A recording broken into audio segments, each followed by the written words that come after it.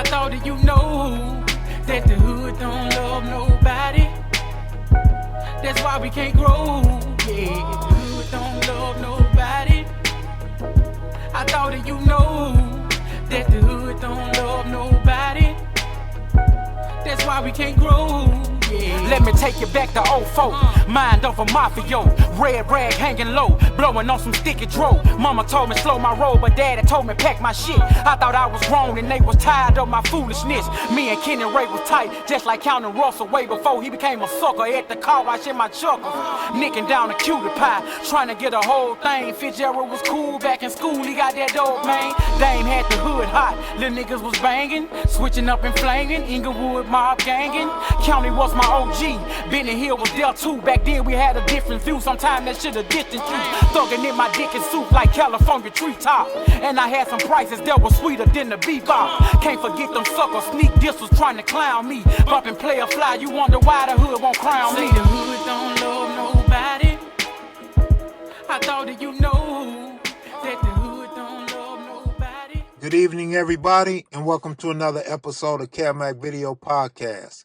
My heart is heavy today because over the weekend I got some bad news. I want to send a shout out to BG Gotti. Keep your head up.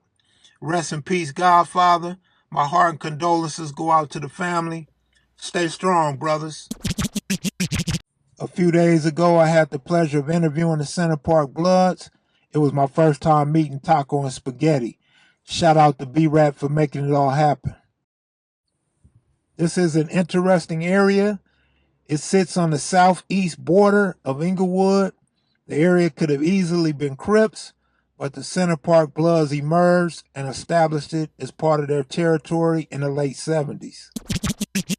Spuddy B of the Center Park Bloods will be joining us this evening, and he'll be talking about his books and growing up in Inglewood, California. Say the hood don't love nobody. I thought that you know that the hood don't love nobody. That's why we can't grow. Yeah, the hood don't love nobody.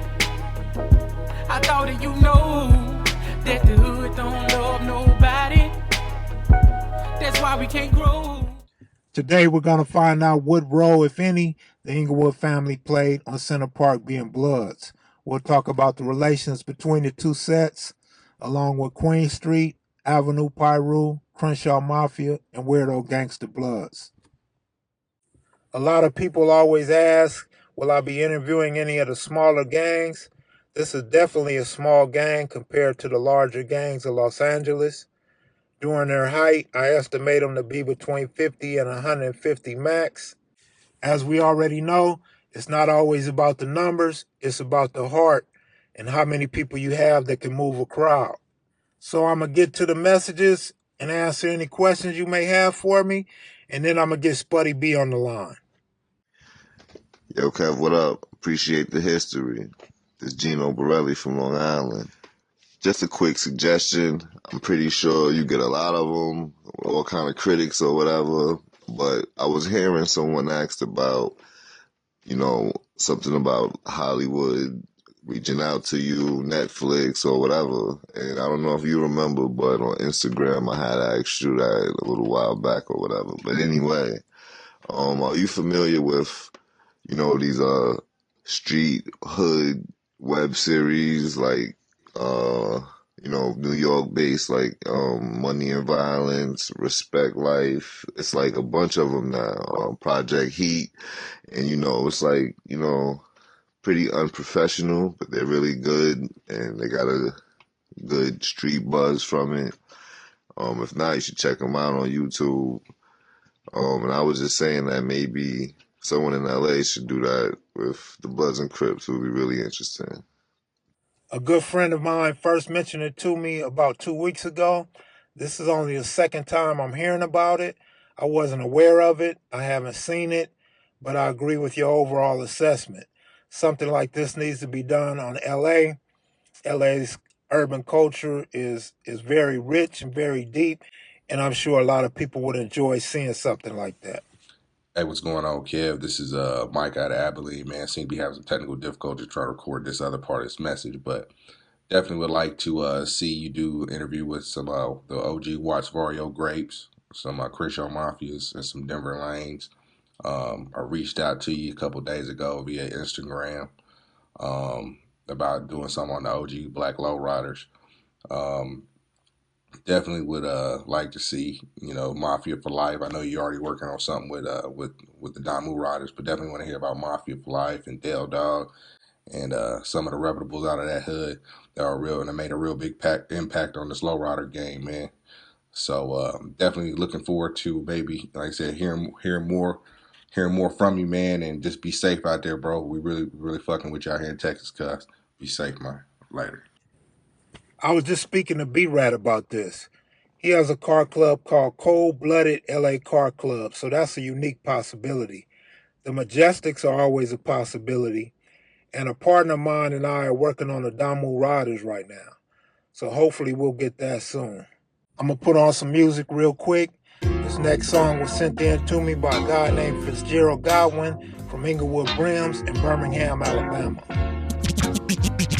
Rap, nigga, trap, nigga, heater in my lap, nigga, move to the A, put the ham on the map, nigga, raised round hard heads, wearing all red, if it's by some beefing or some bustin', then we all bled, truth in the booth, respected on the concrete, I will put these pimpin' skills on the young freak, dope game raised me, preacher couldn't save me, product of the 80s, no skinny jeans, baby, handed with the steel, work a wheel like I'm Pimp C, used to be a shooter with that Ruger, don't tempt me, well known, underrated, blood gang affiliated. I really live what I'm talking, ho, I'm validated. Hood hoes love me, OGs dap me up. Youngsters put them pictures on the ground, we can snap it up. Thug life, real deal, straight up out of Fairfield. VIP to N1, so let's crack a seal. You know what it deal, 15 years in the rap game. I keep a heater when I roll, it's a trap thing. Had some hard times in my life, but I stayed strong. Limping on my last leg, pimping, I be holding on. I'll keep holding. I gotta keep holding on. I'll keep holding. I gotta keep holding on. I'll keep holding. I gotta keep holding on. Yeah. I'll keep holding. I gotta keep holding on. Never been a sucker, ain't no bust in my pedigree. Always been a hustler, it was passed down from Eddie G. Bloodline purified, I put it on the line. Niggas sneak diss me like some bitches with them dirty lies. Ain't got no time for these niggas on that funny shit. Get up off your ass, stop loafing, get some money, bitch. Deadly with this pen, so poetic with my flow again.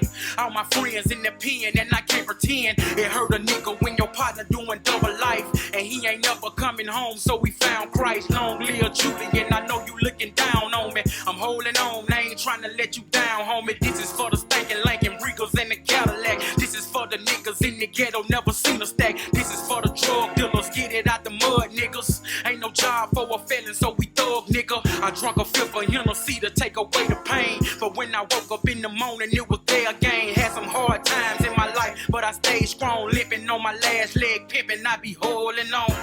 I'll keep holding. I gotta keep holding on. I'll keep holding. I gotta keep holding on. I'll keep holding. I gotta keep holding on. Yeah. I'll keep holding. I gotta keep holding on. I'll keep holding. I'll keep holding. I got Spud the Blood on the line, man. Tell the people who you are, Spud. Hey, what's up with me, Kev? Yeah, I'm Big Spuddy B from Inglewood, 111th Street, Center Park. Man, I just interviewed some of your homeboys, man. That's my next video coming up. And so I just wanted to talk a little bit about your neighborhood. And you're an author, is that right? Yeah, I'm an author. I'm a crime fiction author. Been writing years now. I published while I was in prison. I got 12 titles out now with another one coming out next month. Books in Walmart, Barnes Noble, all across the U.S. and abroad. That's good shit, man. I'd like to congratulate you on all that. I appreciate you, bro. Did you write these books while you was locked up or Yep. on the street? Yeah, I wrote them all when I was in prison. I haven't wrote a book since I've been home. I got all this work that I did to pass the time to keep me out of mischief and melees up in the federal prison. Yeah, good shit, man. Look, I want to ask you about your neighborhood. How old are you right now? I'm 48. All right, so you was a youngster when Center Park started, right? Yeah, I'm the youngest. Technically, my big homies always say that really I'm a part of the first generation from the conception of this thing.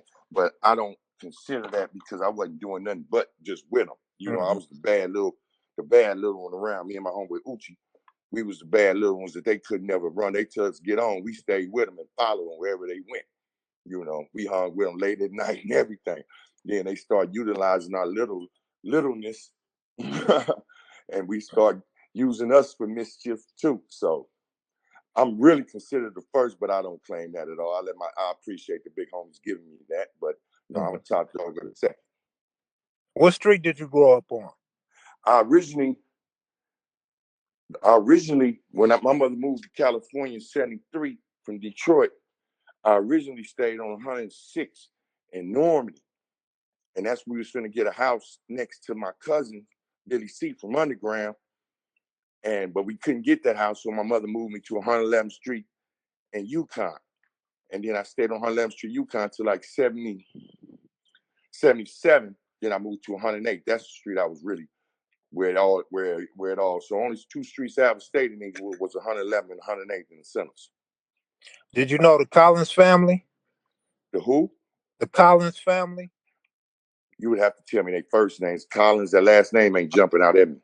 I think Donald Collins. They were some Crips that lived over there in your neighborhood. Hey, I probably wouldn't know because in the early conception of the set, it wasn't nothing but Crips in the neighborhood. It was Hoovers, it was A-Trays, it was Blocks, it was a little bit of everything.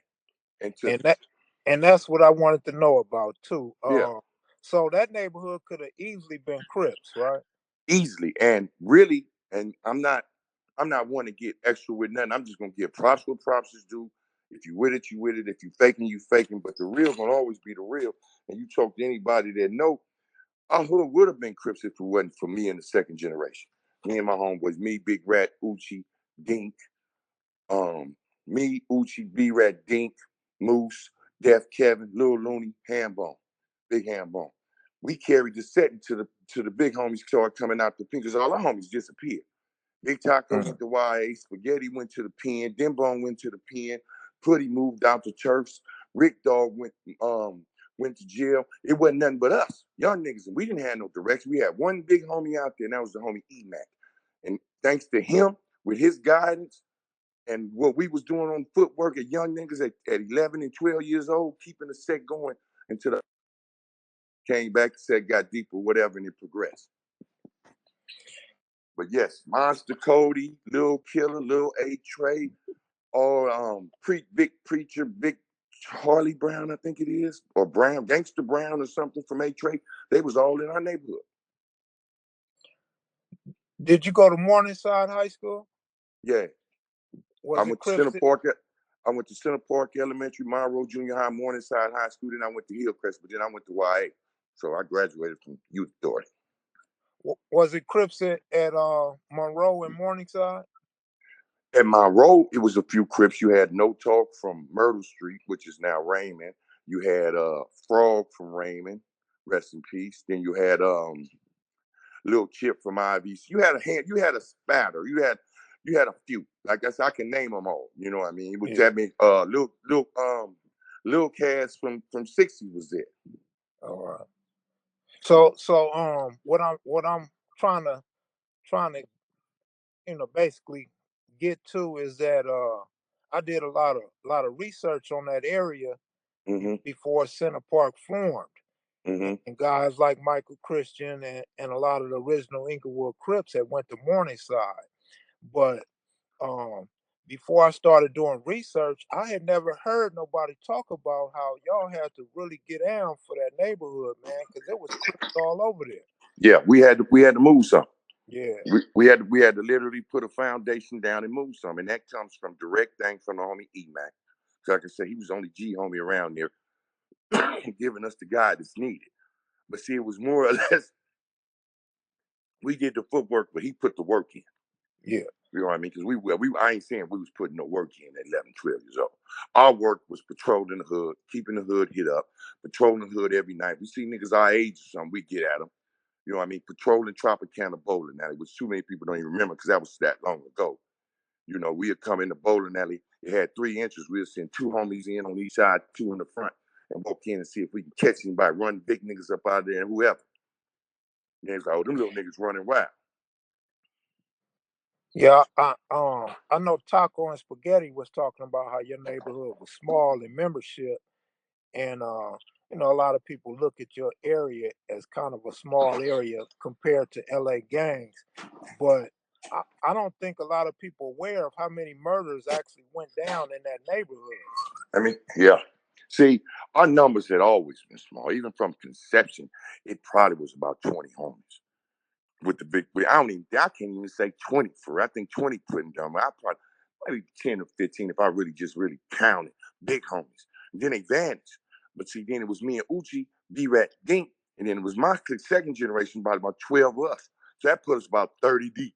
Then now, as time progressed, homies came back. Niggas, young dudes in the neighborhood, and third generation, all my young homies up under me, who was watching our thing, and it transgressed. And I say right now, fully populated, you count every motherfucking body you want to add to it in jail, we may be probably about 150 strong now. Mm-hmm. And that's fully populated, counting every single soul. But I like that. Right. I've always liked that. I've always loved that. Because though we were small, with our main opposition was the IVCs and the Watergates. Then it came into the hard time hustle. The Raymond's, they was too, but we really wasn't targeting it. We let the mafias really deal with them because we was more focused on the back side and we were protecting the borders, Inglewood, Imperial, and Crenshaw. Mm-hmm. When did the war with Watergate start? In the 80s? And when it started. I mean, it was started once it was established. Watergate Crip, IBC Crips, Center for Blood. The war was that. But when it actually started getting serious was in '82 when my homeboy Siggy Loco killed their homeboy Tony Denora. And I can say that because he went to jail and he was convicted for it and went to YA. So it ain't like I'm talking about nothing. Mm-hmm. Telling somebody about a murder they done. It's on record. Right. I seen some newspaper articles on that. Yeah, he shot him in the head. Shot him in the head at the Burger King on Imperial in Yukon. They used to be there next to the Benz Inn Hotel. And that really kicked it off where it got real serious. Huh? Yeah, that's when us with the war. When to me, when I look back at things, I say it was 3 killings that turned the whole Inglewood different, but especially from our side. Turned it to where I knew where the EMAC sat us all down. It was like, if y'all gonna be with this, y'all got to be with it. Because now it ain't chasing niggas and fighting them more. It's gonna be killing them all. So if y'all ain't with this, y'all need to get out the way. Or y'all gonna defend the neighborhood. Because now you're gonna be defending it with your life. That was when Siggy killed Tony Denard from Watergate in '82. When Boulder Rock got killed in '83 by the Raymonds. And when Beads from Inglewood family got killed in '83 that summer by the 60s. Right? Those within a year's time span, those 3 murders happened. And after that, Inglewood had never been the same because then it was gangbang. Murdering, basically. So what influence did Inglewood family have on Center Park? Say that again, I hear you. What influence did Inglewood family have on Center Park? That's a good question. I like that because hello? Yeah. Yeah, 1 second real quick, because people keep trying to call me. I'm declining the calls. But that's a good question. It's a real good question because most of my homies it's an inner thing. But basically, we are direct descendants of the Inglewood family. It's only a couple of my homies that actually say Inglewood family. But growing up, we used to say, this is CPBIFG or nothing. That's what we used to say, and that was instilled from the first generation. And that's really because of Taco, because Taco was from Inglewood family, period. And it was because of Taco, Putty, and a few other homies. But then we had homies that go to jail to be on the streets, and we on jail saying it's CPB. But when they go to jail, they would, for some reason, they chose to say they was from Inglewood family, which always puzzled me. But I think it was more or less because Inglewood family was the dominant, the first of after the chain gang. You know, that was the first Inglewood blood thing. But a lot of us, we got our own opinion. Mine basically, I feel like niggas felt they had to lean on a bigger set when they went up in jail. Because back then, going to jail was a motherfucker if you was a blood. So going in there saying you from a small hood or a set that's not well known, on top of being a blood, dealing with whatever you had to deal with them crazy numbers, maybe made the homies feel a kind of certain way. I can't really speak on that. But me, I was proud to go up in there and let dudes know I'm CPB because I knew how down I was and what I was going to be about. So if you didn't know about it, you know about it now. But back to your original question, the F Troop is the homies. I have nothing but love for the F Troop because dated all the original Inglewood families, not original roots, but I'm more or less like the second generation from Big Bang, Big Mike, Pumpkin, Nelly, A-Bay, Papa T, Bully, you know, Beebs, those big 7-7 blocks, they was always in the honey because we had bros down there, which were Taco Sisters, and we had a bunch of homegirls in the families used to come down from the 7 and Bickett in the hood. And that was the influence because basically we were Inglewood families, but just technically we weren't. Because Taco said we finna be CPB, 77. He say 75, but I don't think it was 75 because I wasn't there. I was there when they said we were gonna be CPB, and I know I wasn't there no 75. I was about 7 years old, 8 years old. So from that point on, it was CPB, but neither did we know him. He going to jail. He in jail. He done started the set, and he in jail claiming he was family. So that was confusing and baffling. Scat Dog ain't never claimed Inglewood family. He's always been CPB. But he went to the pen 5 years after the conception too. So, but basically, when you ask me that question, my answer is we descendants of the Inglewood families. We the second oldest gang in Inglewood. So what was the relationship with CMG? Y'all hung in the bottoms a lot, right? Yeah, CMGs is they basically our counterpart. You know what I mean? Because they just on the other side of Morningside. It was always nothing but love with the mafia. Because it's our side. It's our side of Inglewood. You know, our relationship with them is just vice versa. We put work in, we go over there, hey man, watch yourself. We just went and put work in on such and such now. Okay, they do put work in, they come over here, watch yourself. We just put work in such and such. Then you got the Avs on the other side of Crenshaw. Because basically how the Inglewood format is, I'm on the south side of Inglewood. So our borders between Van Ness to Imperial to Crenshaw to Prairie, we defend that. That's the Mafias, the Avenues, and the Cells. So our targets is the Ivy. This is back then. The Ivy sees the water gates the Rangers. And now has it transgressed with other gangs. You got the Legends and all this other stuff. Them too. Anything that was a direct threat to the south side of Inglewood. On the north side, the borders was controlled by the Sentinel Ports, the NHPs, and Inglewood family. The A-Trade gangsters, the 60s, and everything on their backside. And that's because originally it was originally 6 gangs in Inglewood. Blood gangs.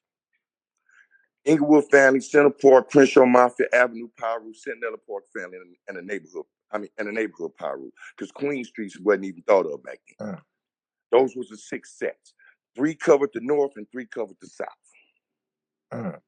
You just I just thought about something you said. So what year do you think Queen Streets came out?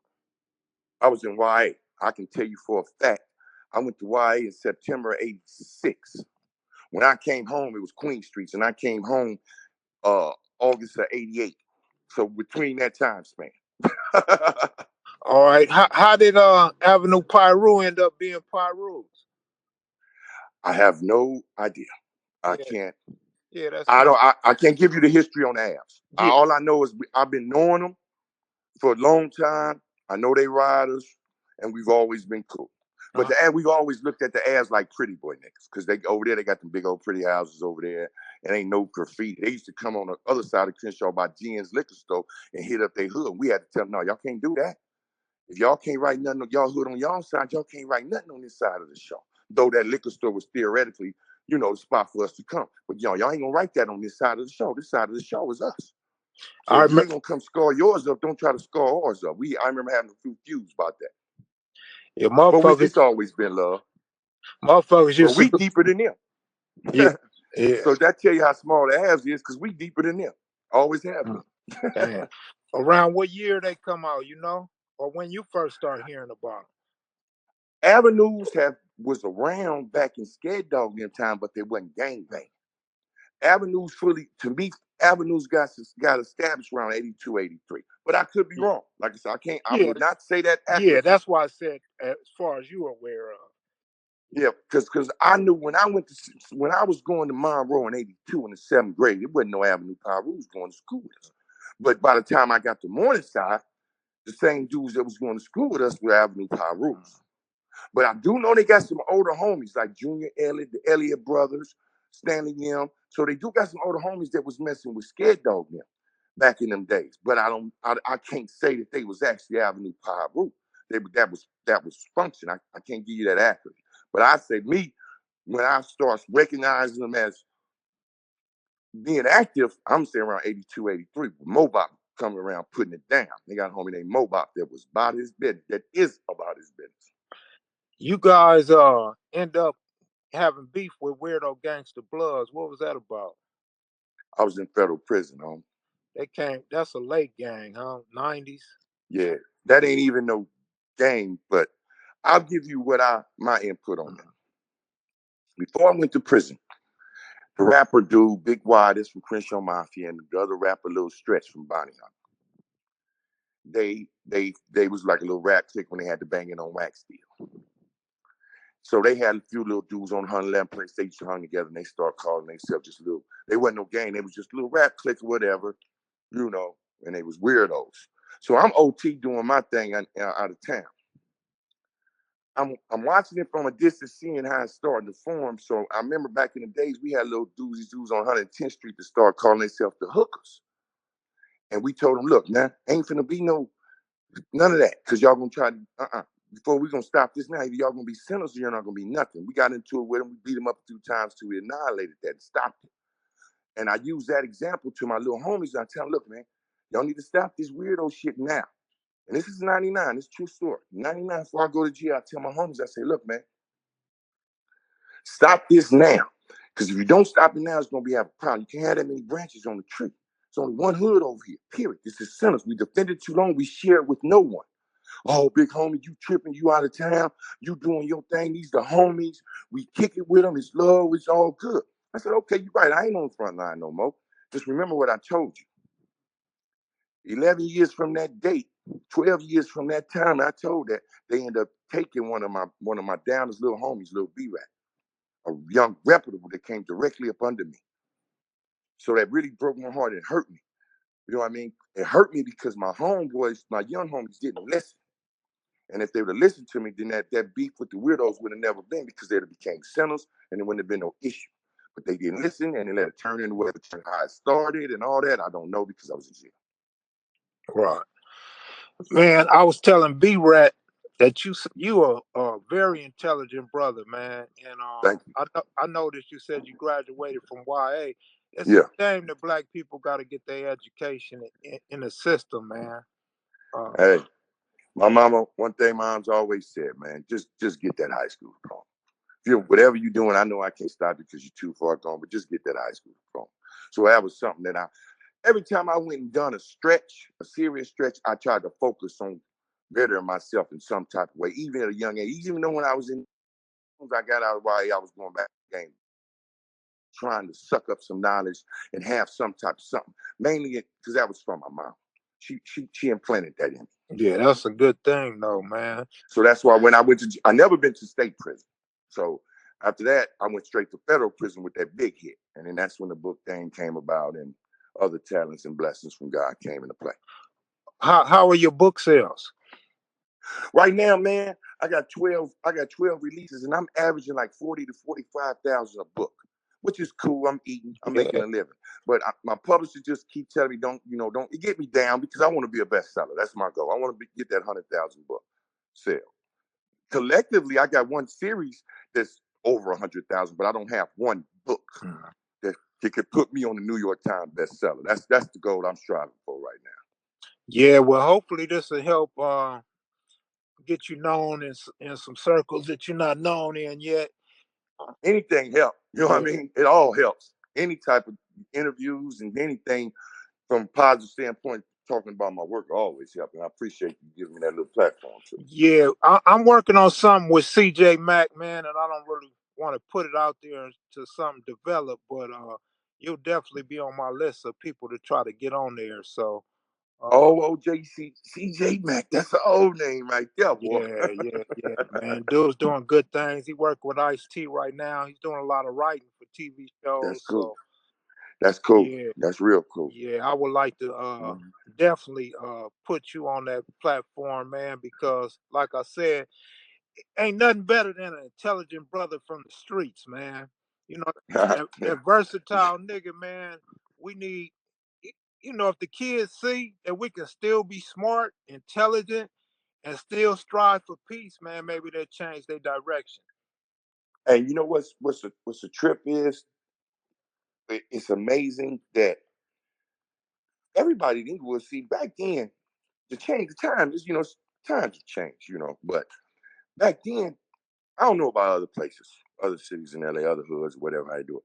Back then, our time growing up, and you didn't go to school, nigga, mama's gonna beat your ass. So the majority of my homeboys are highly intelligent. I mean, I got a scholar from my hood for real. That if I had him on the phone with you, you would swear he's not nothing about no gang, nothing. And that's the homie I referred to, my OG homie E-Mac. And I mean, his vocabulary, and I'm talking about, it has been this way forever. And before it's over, because I told him about the interview, and he's currently in prison because he's just confusing. He's just baffling.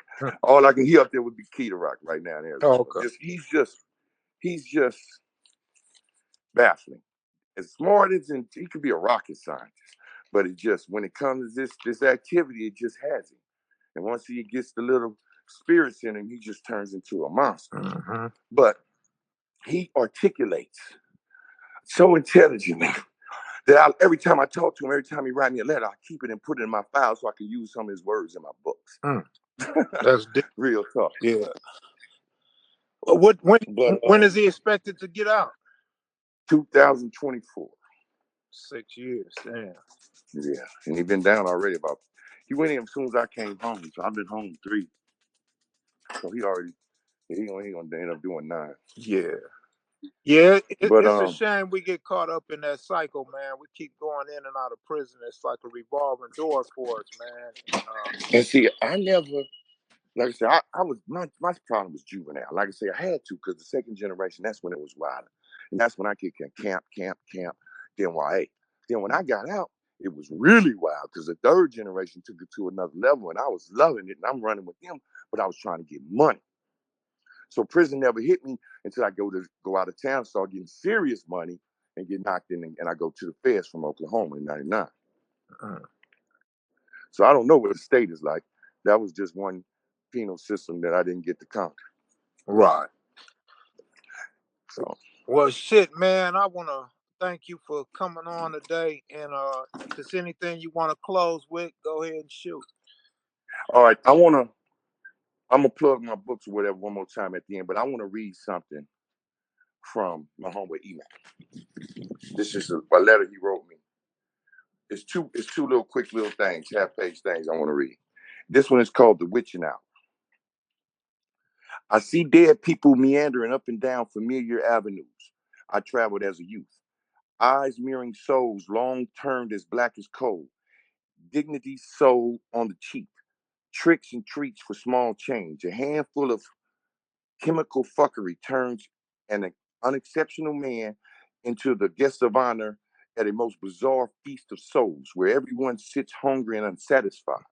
A marathon of mediocrity in a race to the bottom. Hot near empty lighters mimicking thousands points of light shining in abandoned lots at 2 a.m. Urban fireflies seeking to mate with glass and pebble. A familiar sound of bacon sizzling in this hellish kitchen, no skillet needed. Low-level predators prowling, ensuring no flesh is left on the bones of the bewitched. Last call promises to play now and pay later, met with propositions for defilement, gender not an issue. All semblance of morality and standards lost in a smoky haze of last I can't say that word. Exhalation. Melted along with the last hit in a bowl that does not feel. Egged by cravings that will not cease, on a roller coaster that will not stop until it's upside down. It is then that I realize there are no seat belts. That's from the one I told you that's highly intelligent. Now, this is the last one. Please, a dish best served cold, but I will still have an appetite if I wait. A plate so full and steamy, cornucopia of devilish devices, entire and evil deed done unto me. Not sufficient to sate my hunger, though, for turnabout, conscience or higher ideals off the menu, not there. Other cheek, unavailable. Tunnel vision, rampant. Courage provided by amber bottles, spirits, and clothes. Rubber down to a faithful destination stand. Eat lemon, yet heartbreak, perspiration profuse, bloodlust complete, object of my single contraction of an ambidextrous digit makes smoke and fire belch from a guilty hand, body laid down, death coming, life fluid seeping into the ground, death coming. Last thoughts as I fade out, God help me. That's Now, deep. Exactly. This is the kind of intelligence that my big homie possesses, but refuses to utilize. You know, and that's what I say and what I've learned. I'm gonna tell you this, like in closing, when I was in prison, straight up, I learned from juvenile jail when you was going to jail and you was a blood, you 25 to 1, every one blood, you got 5, 10 Crips. And you had to stay down for what you believe in or be a buster. So I had a hatred for Crips. I hate them. They were my enemy, not just my surrounding enemies, all of them. I hate them. But when I went to federal prison, as soon as I stepped in, when you go to jail, they ask you where you from. First thing you say, you're home from Spud, blood from West Island Street, Center Port. My nigga, what's that? No, homie, where you from? What state you from? I'm from California. Oh, them your homeboys over there. So I look to the right. I'm looking at niggas standing there. I said, no, them ain't my homies because I'm seeing they all Crips. They say, no, go over there. So I go over there. I see one of the homies. They're like, hey, what's up, Spud? I'm like, what's up, homie? I'm saying the blood. They're like, nah, Spud, come on, man. We ain't like that. Come here. Nigga, it's the feds, homie. We B's and C's, homie. We together. This California. I didn't appreciate it. I didn't like it. I didn't want to be a part of it. So my first few years, I was just fucking with bloods from out of town because I just couldn't see me functioning with no Crips. Because remember, I hate these dudes.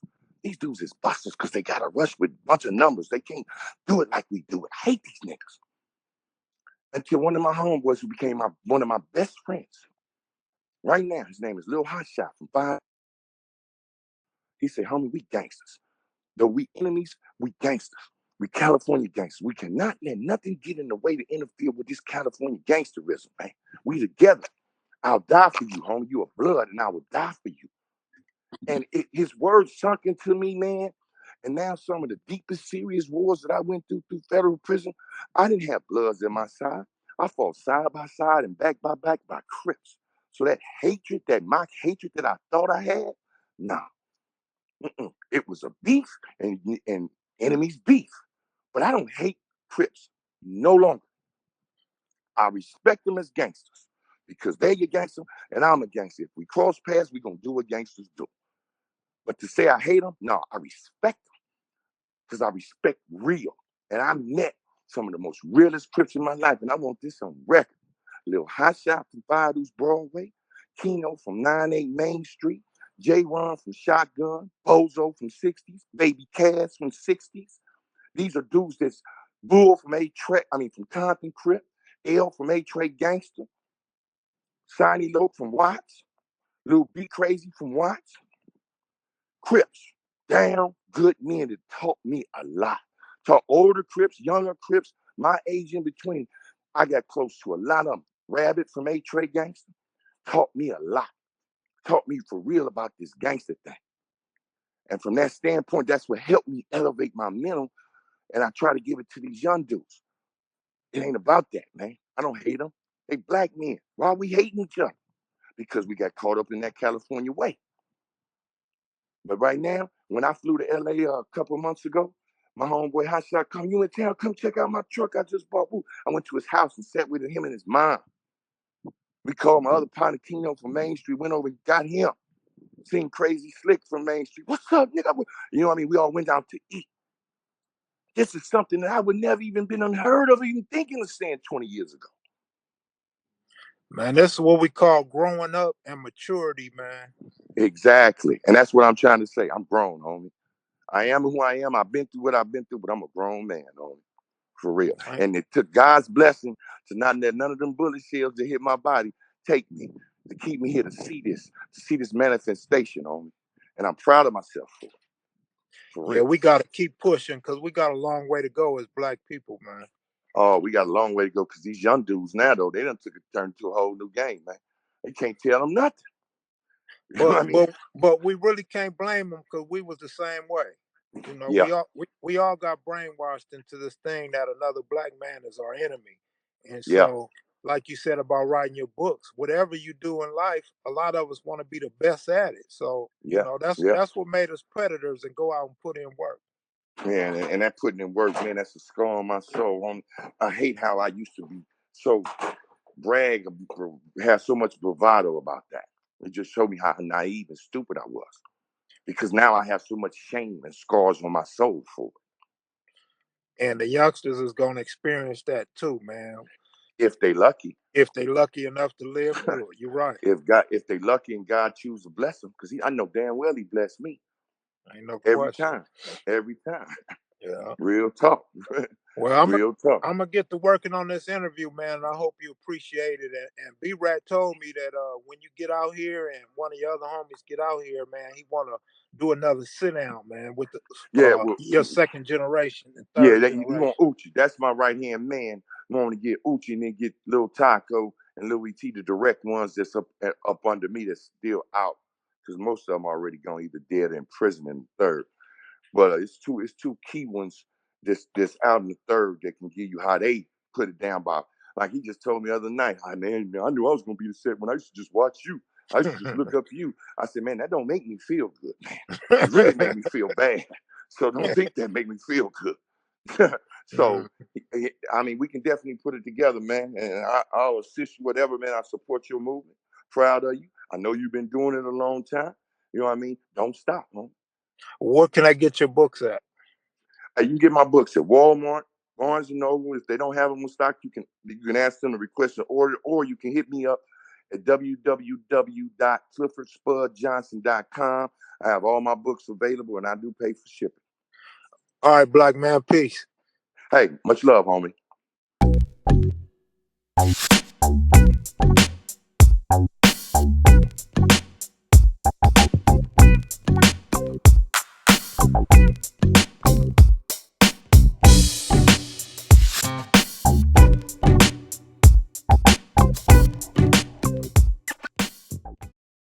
That's gonna do it for this episode of Kelmac Video Podcast.